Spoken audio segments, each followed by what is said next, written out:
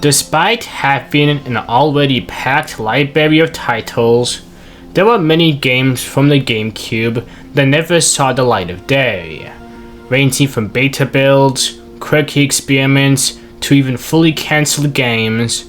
Here are the GameCube games that you'll never get to play. In E3 2003, one of Nintendo's most experimental titles was shown out to the public for the first and only time: Stage Debut. The game allowed you to use the unreleased Game Boy Advance camera, called the Game Eye, to input your face into the game as a character.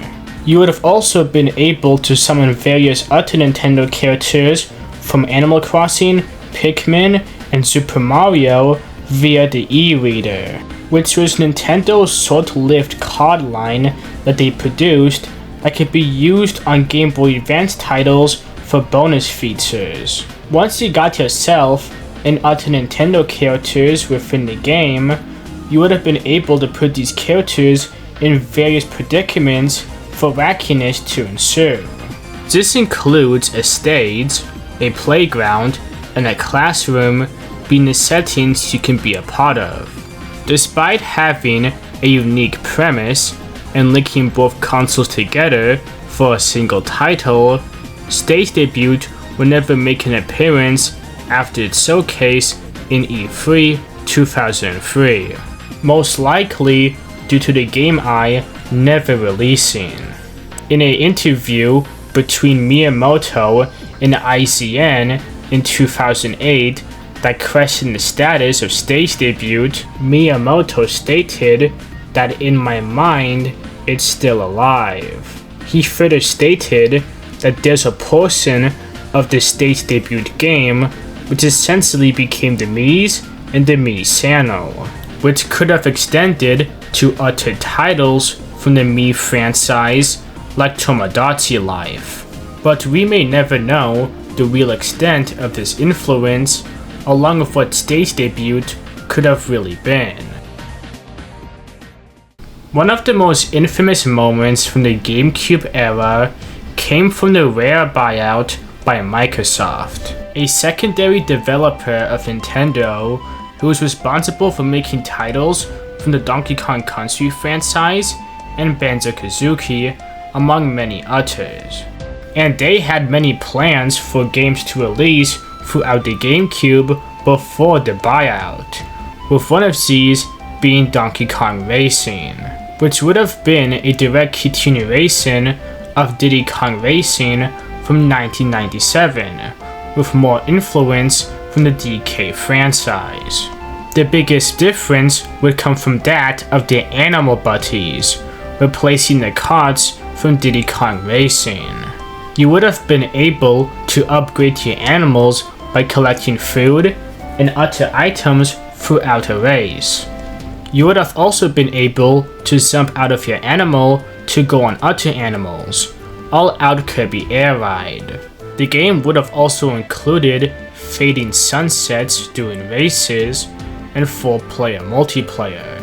The game had its first showcase in E3 2001 in the form of a pre-rendered cutscene, showcasing various DK staples like Donkey Kong, Tiny, Lanky, Diddy, to even more obscure pics like Kitty and Ty riding across a jungle. The game would not be shown off in E3 2002, however, in favor of Star Fox Adventure, and in 2003 it would get cancelled a month before the Microsoft buyout. Many of the game's elements would still be reworked into a different title, Saberman Stampede for the Xbox, but that game got cancelled too as a result of Rare being unfamiliar with the Xbox hardware. Seen as one of the most loved or hated games within the original trilogy, Super Paper Mario had an interesting development before its release as a title for the GameCube in E3 2006. Some of the most notable differences from this earlier version of the game included an altered title screen, which didn't contain a logo. Speaking of logos, the original logo for Super Paper Mario was more akin to the previous titles. 8-bit Mario had a completely different color scheme when compared to the more retro design in the final game. And for button commands, it had a GameCube layout when it was still envisioned as a GameCube title. Pixels were originally one entity that could transform into all of them when compared to each one being its own character. And for any scrapped pixels, there was one that was scrapped in development, being this latter pixel that could be seen in the screenshot of the game. Despite the smooth development of Super Paper Mario, the Wii was coming closer to its launch, and initially, Nintendo and Intelligent Systems did have some plans for the game to release on both consoles like Twilight Princess, but it was eventually decided to keep the game as a Wii exclusive. And aside from a couple of screenshots, a trailer, and some gameplay from E3, this version of its cult classic title has remained lost. One notable exclusion from the GameCube was that of a mainline Kirby title, something that was planned to be solved with the development of Kirby Legend of the Stars, or more commonly known as Kirby GCN. It was announced in 2005 and appeared in various places, ranging from E3, magazines, and screenshots of the game. The story, from what we know, would have focused on Kirby's Warp Star being stolen by King Dedede, and Kirby having to go on another adventure to get it back. In its trailer, it introduced the return of the Helper system, along with each copy ability having a full moveset akin to Superstar. The Helper system would have also been used to access co-op, with there being 4-player co-op planned. Despite the immense progress and promise that the game had, it would end up being cancelled and reworked due to the difficulties of making level design with 4-player multiplayer. The game would be reworked into a more simpler 2D title with a style of a pop-up artwork, while the second rework would be a full 3D title that would have been Kirby's first jump into the third dimension before Forgotten Land was even conceived. But due to the extreme difficulty of the game and the struggles of putting Kirby within a third dimension, the game ended up being reworked again, with the third rework bringing back many of the ideas from Kirby GCN, like 4-player co-op and full movesets for copy abilities, into Kirby's Return to Dreamland. And as time went on, more things like the Helper system and 3D gameplay would return in both Star Allies and Forgotten Land respectively. So even if Kirby GCN may remain lost forever, at least we could see it being used in games that we have today. One of the most interesting companies in the last few decades for cancelled games has been none other than Retro Studios, with the company being home to various games that never saw the light of day, with one of them dating back to the company before its eventual buyout by Nintendo, Raven Blade. The game was in development along with other Retro Studio games as GameCube exclusives like Car Combat and NFL Retro Football. And out of the 3 titles, this was the most ambitious of them all. The game was in works ever since the opening of Retro Studios in 1999 as Rune Blade originally, and would have combined RPG mechanics with real-time combat. The only story details we know of the game would have focused on you playing as an unnamed hero who has to go on a quest to obtain the Raven Blade within a medieval fantasy against the villain of Beast Lord, You would have been able to buy or kill enemies for items, use magic, explore towns with NPCs, and fight against demonic creatures within this huge world. The game would get coverage in E3 2001 that would showcase various screenshots and footage of the game that was visually impressive for the time. So impressive, in fact, that it caught the eyes of Nintendo, who would contact Retro Studios to develop the next title in the Metroid series. This would result in Metroid Prime being the main focus of the company, with other titles, including Raven Blade, being pushed to the side and eventually cancelled.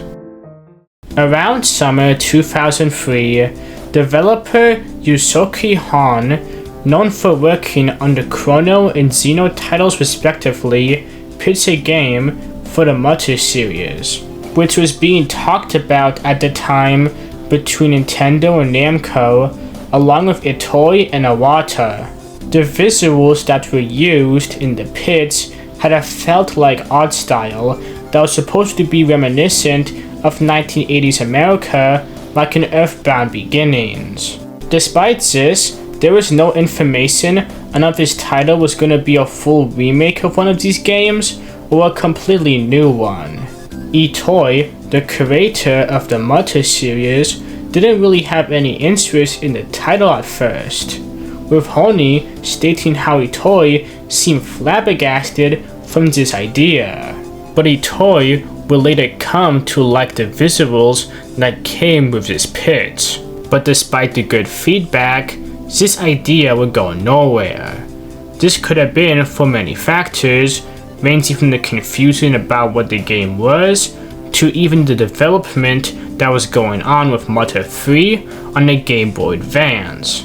No matter what happened, this title never materialized into anything aside from these mock-ups, which would only be shown off on Honi's Twitter following the soon-to-be-released book about the life of Satoru Iwata in 2019.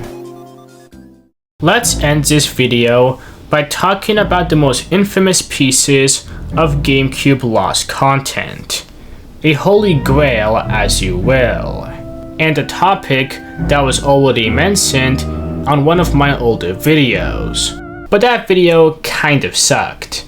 Luigi's Mansion. This would be first shown off in Space World 2000 as nothing more than a tech demo for the console, with a different Luigi model along with a couple of ghosts who never appeared in the final release. Luigi's Mansion would return in E3 2001 with its now infamous build. One of the most notable differences comes with the Poltergeist 3000, with it having an overheat meter that fills up the more you use it, resulting in a vacuum combusting if it's fully reached. The game also contained a timer on the Game Boy Horror that would boot the player back to the title screen once it hit 0, rather than showcasing the money counter. Speaking of money, the only form of currency Luigi gets in this version of the game was coins when compared to the pearls and cash you could get in the final release. And for unused ghosts, we have plenty, like Bassers. Unused ghosts who would have snuck up to Luigi, scare him, it reduces HP to 90 for a period of time. Or how about the Seth Ghost, who only appears within a single screenshot of the kitchen room. Alongside the Seth Ghost, there are many other rooms within the mansion that are blocked due to those areas being in development at the time. Even smaller details like the disc of the game and the music are different from what we ended up getting, which only further adds to the allure of this build, but one that may never release. The silver lining is that there are some attempts from fans to at least recreate this build, like the Luigi's Mansion beta restoration, and a couple of other recreations of the original soundtrack. showcasing that even after the game's release, there still is another Manson that is begging to be found. And that's it for the video. Hopefully you learned some new info and trivia regarding the many lost titles of the GameCube. And hopefully one of these titles, despite the odds against them, can be found and make this video just a smidge more outdated. But until then, this is Lev, logging out.